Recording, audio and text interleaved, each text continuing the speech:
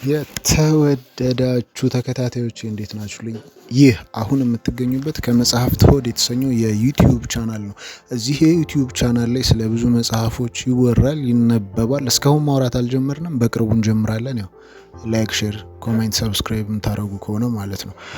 ዛሬ አቶሚክ ሃቢትስ ወይም ደግሞ የልማድ ኃይል የተሰኘውን በጄምስ ክሊር የተጻፈውን መጽሐፍ 14ን እንዲህ አነብላችኋለሁ። አብራችሁን ቆዩ። 14 ጥሩ ልማዶችን የማይቀየሩ መጥፎ ልማዶችን ደግሞ የማይከሰቱ ማድረግ። በ1830 የክረምት ወቅት ቪክቶር ሁግ አንድ ሊሆን ከማይችል ቀነ ገደብ ጋር ተጋፍጦ ነበር። ይህ ከመሆኑ ከ12 ወራት በፊት ይህ ጸሐፊ ለአሳታሚው አዲስ መጽሐፍ እንደሚጽፍ ቃል ገብቶለት ነበር። እሱ ግን ያንን ዓመት ከመጻፍ ይልቅ በረባ ባልረባ ከሰዎች ጋር መዋልና መዝናናትን ስራው አደረገ። በዚህም የተነሳ ስራው በጣም ተጓተተበት። በሁግ ድርጊት የተበሳጨው አሳታሚ የ6 ወራት የጊዜ ቀነ ገደብ ቆርጦ ሰርቶ እንዲያስረክበው ነገረው። በዚህ ቀነ ገደብ መሰረት ሁግ መጽሐፉን ጽፎ በየካቲት 14 ቀን በ1931 ማስረከብ አለበት። በመጣበት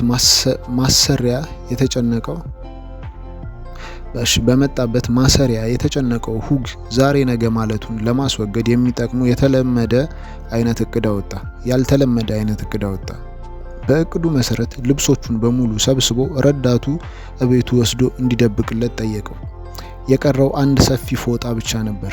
ከዚህ በኋላ ውጭ ለብሶት መውጣት የሚችለው ልብስ በማጣቱ ምክንያት እቤቱ ቁጭ ብሎ መጻፍ ጀመረ። ዘ ሃንችባክ ኦፍ ኖተርዳም የተባለው መጽሐፍ ከተቆረጠለት ቀነ ቀጠሮ የካቲት 14 ቀን 1831 2 ሳምንታት ቀደም ብሎ ታተመ።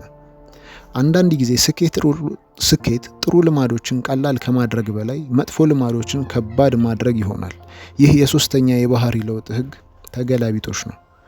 ከባድ ማድረግ አንተም በተመሳሳይ ሁኔታ አንድን መጥፎ ልማድ ለመስበር እየታገልክ ከሆነ የቪክቶር ሁግን ጥበብ ተውሰህ ልማድህን ከባድ አድርገው። ይህንን ስልት የምትተገብርባቸው ነገሮች የስነ ልቦና ባለሙያዎች የቁርጠኝነት መሳሪያዎች ኮሚትመንት ዲቫይስ ይሉታል። የቁርጠኝነት መሳሪያ ዛሬ ላይ የመረጥከውንና ነገ የተገበርከውን የሚወስን ምርጫ ነው። ይህ ከመጥፎ ልማድ በመታቀብና ከጥሩ ልማድ ጋር በመጣበቅ ራስህን በወደፊት ባህሪ የመቆለፍ ጥበብ ነው። ቪክቶር ሁግ ትኩረቱን ሰብስቦ መጻፍ እንዲችል ልብሶቹን እንዲደብቅለት ለሌላ ሰው ሲሰጥ የቁርጠኝነት መሳሪያ እየሰራ ነው። የቁርጠኝነት መሳሪያዎች መፍጠሪያ የተለያዩ መንገዶች አሉ። አብዝተህ በመጠቀም የተቸገርከውን አንድ ነገር በጅምላ ከመግዛት ይልቅ በችርቻሮ አንድ በአንድ መግዛት ፍጆታህን መቀነስ ትችላለህ። ጊዜህን የሚያቃጥሉብህን የኦንላይን ድረገጾች በፈቃደኝነት አስቀድመህ ብሎክ እንዲያደርጉህ በመጠየቅ ተጽዕኖውን ማስወገድ ትችላለህ። ፈጣን ምግቦችን ገዝተው እንዳይበሉና ክብደታቸው እንዳይዛባ በማሰብ ዋሌትና ገንዘብ ቤት አስቀምጠው የሚወጡ አትሌቶች እንዳሉ ሰምቻለሁ። የስነ ልማድ ባለሙያዎች የሆነው ጓደኛዬ ኤልያም ሌላ ምሳሌ መሆን የሚችል ነገር አድርጓል። ኤልያም የቤተሰቡን የኢንተርኔት አጠቃቀም ለማስተካከል በሶኬቱና በሮተሩ መካከል ሲፈለግ ኃይል ማቋረጥ የሚችል መሳሪያ ይቀጥላል። ልክ ማታ 4 ሰዓት ሲሆን የተቀመጠውን ጊዜ ቆጠራ ሮተሩን የኃይል ምንጭ ያጠፋዋል። በዚህ ጊዜ ሁሉም ሰው የመኝታ ሰዓት መድረሱን ያውቃል። የቁርጠኝነት መሳሪያዎችን በጣም ጠቃሚ የሚያደርጋቸው ነገር የማትፈልገው ተግባር ውስጥ የመቆየት ጉጉትህ ሳይቆጣጠርህ በፊት ጥሩ ፍላጎትን እንድትተገብር የሚያደርጉህ መሆናቸው ነው። ዋናው ፍላጎት አንድን ጥሩ ልማድ ከመጀመር የበለጠ መተው ከባድ እስኪሆን ድረስ መቀየር ነው። የሰውነት ቅርጽህን ማስተካከል ከፈለግ ጂም ሂድና የቅድመ ክፍያ ፈጽም። አንድን ቢዝነስ ለመጀመር ከፈለግ በጣም የምታከብረውን ስራ ፈጣሪ እንዲመክርህ ቅጠረው። ከቀጠርከው በኋላ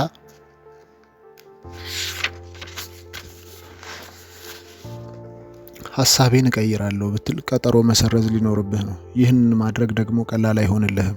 ስለዚህ መጀመሪያ እንዳሰብከው ትቀጥልበታለህ።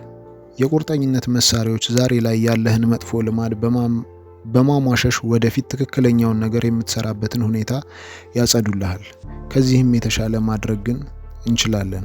ጥሩ ልማዶችን አይቀሬ ኢንቪቴብል፣ መጥፎ ልማዶችን ደግሞ የማይቻሉ ኢምፖሲብል ማድረግ። አንድን ልማድ አውቶሜት ማድረግና ከዚያ በኋላ ድጋሚ ስለሱ አለማሰብ። ጆን ሄነሪ ፓተርሰን የተወለደው በ1844 በኦሃዮ ዳይቶን ውስጥ ነው። ያደገው በአባቱ መሬት ላይ የተወለዱ ስራዎችን እየሰራ ነው። በዶርትማውዝ የኮሌጅ ትምህርቱን ተከታትሎ ከጨረሰ በኋላ ወደ ኦሃዮ ተመልሶ ለከሰል ድንጋይ አውጪዎች በስቶርነትና በማከፋፈያነት የሚያገለግል አነስተኛ ሱቅ ከፈተ። ሱቁ መጠነኛ ውድድሮች ብቻ ነበር የገጠማት። እናም ወዲያው ብዙ ደንበኞችና ግብይት ያለው ሱቅ ሆነ። እንደዚያም ሆኖ ግን ትርፍ እያገኘ አልነበረም። በዚህ ጊዜ ነበረ ሰራተኞቹ እየሰረቁ እንደሆነ ፓተርሰን ያወቀው። በ1800ዎቹ አጋማሽ የሰራተኞች ሌብነት የታወቀ ችግር ነበረ። ሪሲቶች የሚቀመጡት ክፍት መሳቢያ ላይ ስለነበረ በቀላሉ መቀየር ወይም መቀደድ ይችላሉ። ግብይቶቹንም የሚመዘግቡ መተግበሪያ መሆኑ የሰራተኞችን እንቅስቃሴዎች የሚቀርጹ ካሜራ አልነበረም። እናም ወይ ራስህ ግብይቶቹን ሙሉ በሙሉ ካላስኬድህ ወይ ደግሞ እዚያም ሆነ ሰራተኞችን ካልተቆጣጠርክ በስተቀር የሰራተኞቹን ስርቆት መከላከል ከባድ ነበር። ፓተርሰን በሰራተኞቹ ተግባር ብስጭት ውስጥ እንዳለ አንድ ማስታወቂያ ይሰማል። ይህ ማስታወቂያውም ሪቲስ ኢንኮራፕቲብል ካሸር ስለተባለ አንድ አዲስ ማሽን ነበረ። የዚያው አካባቢ ነዋሪ በሆነ ጄምስ ሪቲ የተሰራው ይህ የመጀመሪያው ካሽ ሬጂስተር ማሽን ከእያንዳንዷ ግብይት በኋላ ጥሬ ገንዘቡንና ሪሲቱን ወደ ውስጥ አድርጎ ይቆልፍበታል። ፓተርሰንም በ$50 ሁለት ማሽን ገዛ። የሰራተኞቹ ሌብነት በአንድ ቀን ታሪክ ሆነ። በቀጣዮቹ 6 ወራት የፓተርሰን ንግድ ከኪሳራ ተነስቶ $5000 በዛሬ ዘመን $100,000 ይሆናል ትርፍ አገኘ። ባገኘው ትርፍ የተነሳ በካሽ ሬጂስተር ማሽኖቹ የተደነቀው ፓተርሰን ቢዝነሱን ቀየረ። የሪቲን የፈጠራ መብት ገዛና ሀገር አቀፍ የካሽ ሬጂስተር ሰራተኞች ያሉትና የምንጊዜም ውጤታማ ድርጅት ለመሆን እየተንደረደረ ያለ ድርጅት ሆነ። መጥፎ ልማድን ለመስበር የተሻለ ዘዴ ልማዱን ሊተገበር የማይችል ኢምፕራክቲብል ማድረግ ነው። መጥፎ ልማድን ለማስወገድ ከፈለክ ልማዱን ሙሉ በሙሉ ከመተው ውጪ ምንም ሌላ አማራጭ እስከማይኖርህ ድረስ ፍጭቱ እየጨመረ እንዲሄድ አድርግ። ከላይ ያየኑ የካሽ ሬጂስተር ማሽን ታሪክ መስረቅን በተግባር የማይቻል በማድረግ የስነ ምግባር ባህሪውን አውቶሜት አደረገው። ይህ ማሽን ሰራተኞቹን ከመቀየር ይልቅ የተሻለውን ባህሪ አውቶሜት አደረገው። ካሽ ሬጂስተር ማሽን እንደ መግጠም ያሉ አንዳንድ ተግባራት ወረታ የሚከፍሉት ደጋግመው ነው። እንደነዚህ ያሉ አንዳንድ ጊዜ ምርጫዎች የተወሰነ ጥረትን የሚጠይቁ ቢሆንም በጊዜ ሂደት ግን እሴት እየጨመሩ የሚሄዱ ነገሮች ናቸው። አንድ ጊዜ የተወሰደ ምርጫ ደጋግሞ የሚከፈልበት መንገድ ያስደንቀኛል። በዚህ ዙሪያ አንባቢዎቼን ለተሻለ የረዥም ጊዜ ልማድ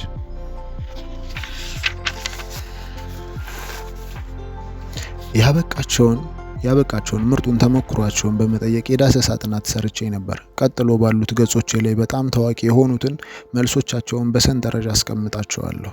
እኔም የትኛውንም መደበኛ ሰው ከታች ከተዘረዘሩት ከአንድ ጊዜ ተግባራት መካከል ግማሾቹን እንኳን ቢያደርግ ከዓመት በኋላ በልማዶቹ ላይ እርምጃዎችን ባይወስድም እንኳን የተሻለ ሕይወትን እየኖረ ራሱን እንደሚያገኘው እወራረዳለሁ። እነዚህ የአንድ ጊዜ ተግባራት ሶስተኛውን የባህሪ ለውጥ ህግ ለመተግበር ቀጥተኛ መንገዶች ናቸው። እነዚህ ተግባራት ጥሩ እንቅልፍ እንድትተኛ፣ ጤናማ አመጋገብ እንድትከተል፣ ውጤታማ እንድትሆን፣ ገንዘብ እንድትቆጥብና በአጠቃላይ ጥሩ ሕይወት እንድትኖር ያደርጉሃል። ጥሩ ልማዶችን የሚያመጡ የአንድ ጊዜ ተግባራት: አመጋገብ። የምትጠጣውን ውሃ ንጹህ ለማድረግ የውሃ ማጣሪያ ግዛ። የምትወስደውን የካሎሪ መጠን ለመቀነስ በትንሽ ሳህን ተመገብ። እንቅልፍ። ጥሩ ፍራሽ ግዛና ተጠቀም። ብርሃን የሚያሳልፉ መጋረጃዎችን ተጠቀም። ቴሌቪዥንህን ከአልጋህ ክፍልህ አስወጣ። ምርታማነት። ኢሜሎችን መከተል አቁም። ሰብስክራይብ አድርግ። የቡድን ቻት ማስታወቂያዎችን አጥፋ፣ ኦፍ አድርግ። ስልክህን ሳይለንት አድርግ። የጌምና የማህበራዊ ሚዲያ መተግበሪያዎችን ከስልክህ አጥፋ። ማህበራዊ መስተጋብሮች ባሉበት ጉርብትና ውስጥ ኑር። ጠቅላላ ጤና ተከተብ። የጀርባ ህመም ለማስወገድ ጥሩ ጫማዎችን ግዛ። ምቹ ወንበርና ጠረጴዛ ይኑርህ። ወዲያው የምታስብ ፋይናንስ። ወዲያው የምታስገባበት አውቶሜቲክ የቁጠባ እቅድ ይኑርህ። መክፈል ያለብህን ነገሮች ወዲያው የምትከፍልበት ስርዓት ዘርጋ። የኬብል አገልግሎቶች አቋርጥ። አገልግሎት የሚያቀርቡልህን አካላት ክፍያ እንዲቀንሱልህ ጠይቅ። በእርግጥ ጥሩ ልማዶችን አውቶሜት የማድረጊያና መጥፎ ልማዶችን የማስወገጃ በርካታ መንገዶች አሉ። በዋናነት እነዚህ መንገዶች ቴክኖሎጂዎች በአንተ በኩል እንዲሰሩልህ የሚያስተባብሩልህን ስልቶች ናቸው። ቴክኖሎጂ ከባድ አናዳጅና ውስብስብ የሆኑ ተግባራትን ቀላልና ህመም አልባ የማድረግ ኃይል አለው። ይህ ለትክክለኛና ባህሪ ቀጣይነት ዋስትና የምናገኝበት የተሻለውና ውጤታማው መንገድ ነው። በተለይ በተደጋጋሚ ለሚከሰቱና ልማድ ለሚሆኑ ተግባራት ደግሞ ይህ የበለጠ ጠቃሚ ነገር ነው። በወራት ውስጥ በአመታት የምታደርጋቸው ነገሮች ስለሆኑ ልማድ እስከ መሆን ድረስ የሚያደርስ ድግግሞሽ አይኖራቸውም። ስለሆነም ቴክኖሎጂው እንዲያስታውስህ በሚያደርግልህ ሁኔታ መጠቀም ትችላለህ። ምሳሌዎቹን ደግሞ ሕክምና የመድኃኒት ማዘዣዎች አውቶማቲክ በሆነ ሁኔታ እንደገና ይሞላሉ። የግል ፋይናንስ ሰራተኞች አውቶማቲክ በሆነ ሁኔታ ከገቢያቸው ተቀናሽ በማድረግ ለጡረታቸው ይቆጥባሉ። ምግብ መስራት ምግብ አቅራቢ ድርጅቶች ሸመታህን ያቃልሉልሃል።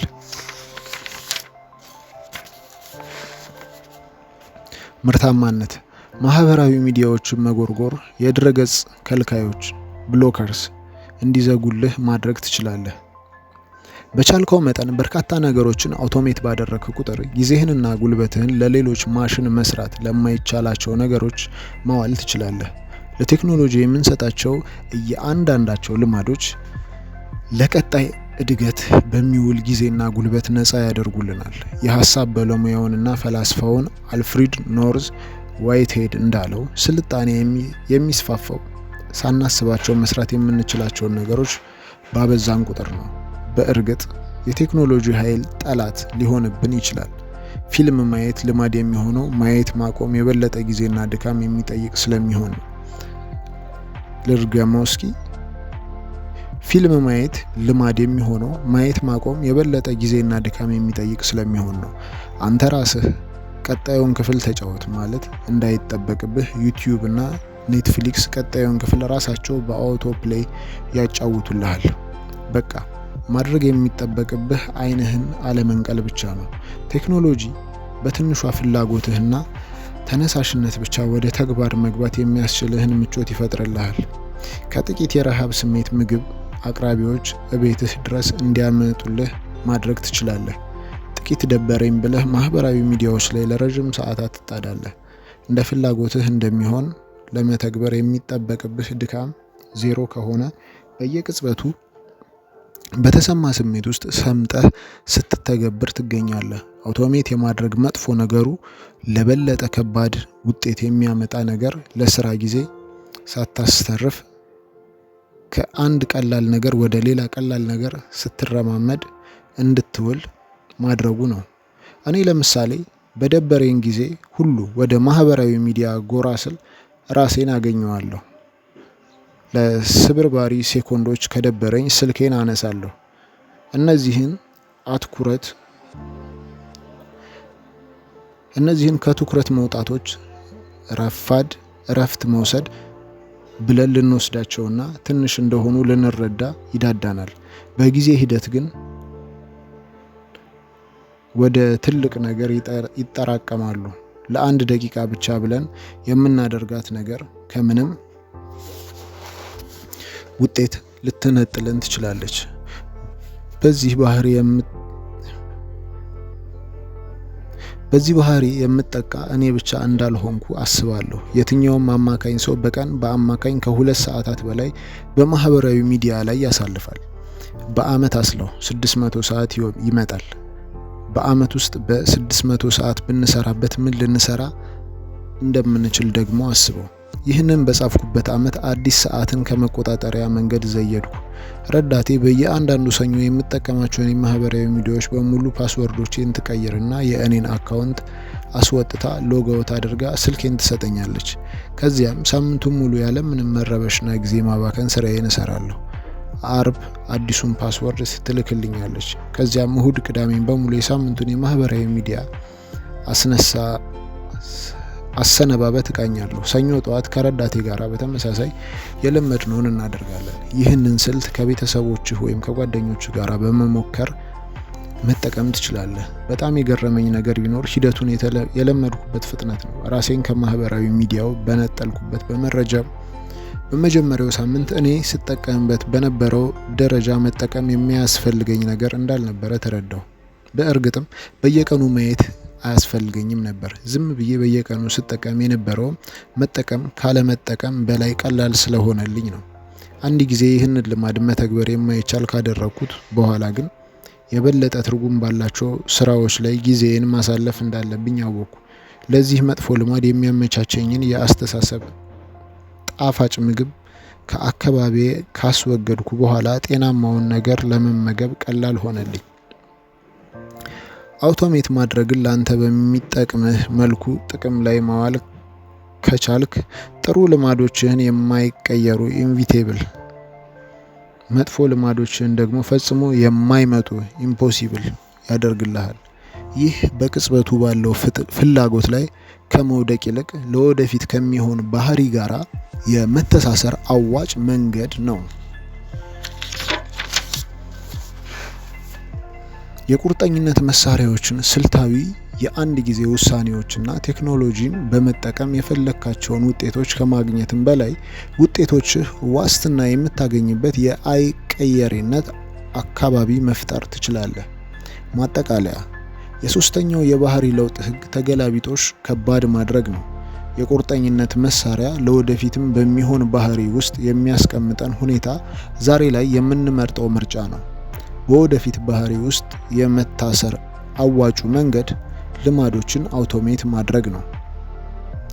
የአንድ ጊዜ ውሳኔዎች አንድ ጊዜ የምናደርጋቸውና የወደፊት ልማዶችን አውቶሜት በማድረግ በየጊዜው የሚጠቅሙ ተግባራት ናቸው። ቴክኖሎጂን ተጠቅሞ ልማዶችን አውቶሜት ማድረግ ለትክክለኛ ባህሪ ዋስትና የሚሰጥ አስተማማኝና ውጤታማ ስልት ነው።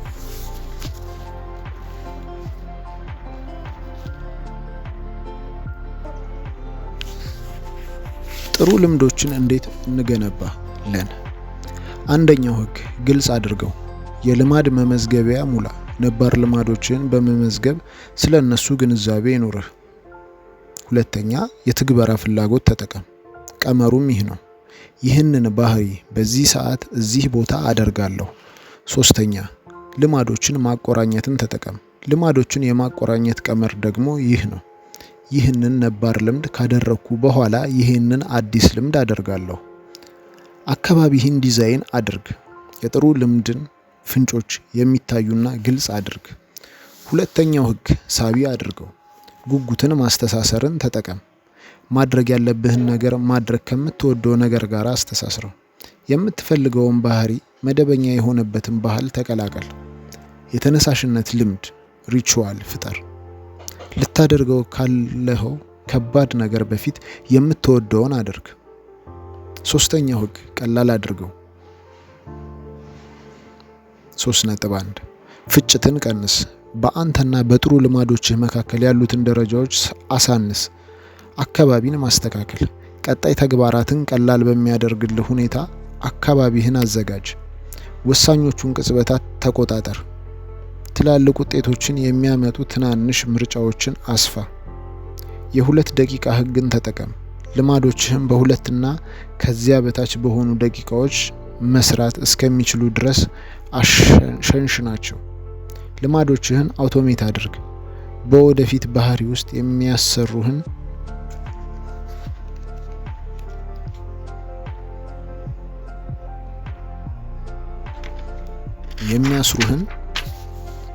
ቴክኖሎጂንና የአንድ ጊዜ ውሳኔን ተጠቀም። አራተኛው ህግ፣ አርኪ አድርገው። መጥፎ ልማዶችን እንዴት እናስወግድ? የአንደኛው ህግ ተገላቢጦሽ የማይታይ አድርገው። የሁለተኛው ህግ ተገላቢጦሽ የማይስብ አድርገው። የሁለተኛው ህግ ተገላቢጦሽ የማይስብ አድርገው። ሐሳብህን ቀይር። መጥፎ ልማዶችን ማስወገድ አጉላቸው። መጥፎ ልማዶችን የማስወገድ ጥቅሞችን አጉላቸው። የሶስተኛው ህግ ተገላቢጦሽ ከባድ አድርገው። ፍጭቱን ጨምረው። በአንተና በመጥፎ ልማዶች መካከል ያሉትን ደረጃዎች ጨምራቸው። የቁርጠኝነት መሳሪያዎችን ተጠቀም። የወደፊት ምርጫዎችህን ለአንተ በሚጠቅሙ ሁኔታ ብቻ አድርጋቸው። የአራተኛው ህግ ተገላቢጦሽ የማያረካ አድርገው። አራተኛው ህግ አርኪ ማድረግ በሚለው ደግሞ በቀጣይ ተመልሼ እመጣላችኋለሁ ቤተሰቦች። በ15 ማለት ነው። አርኪ አድርገው በ15 ይቀጥላል። እስከዛው ድረስ መልካም ጊዜ ይሆንላችሁ። ሰብስክራይብ ማድረጋችሁን አትርሱ። ሼር ያረጋችሁ ምናምን ኮሜንት ያረጋችሁ። መልካም ጊዜ ይሆንላችሁ።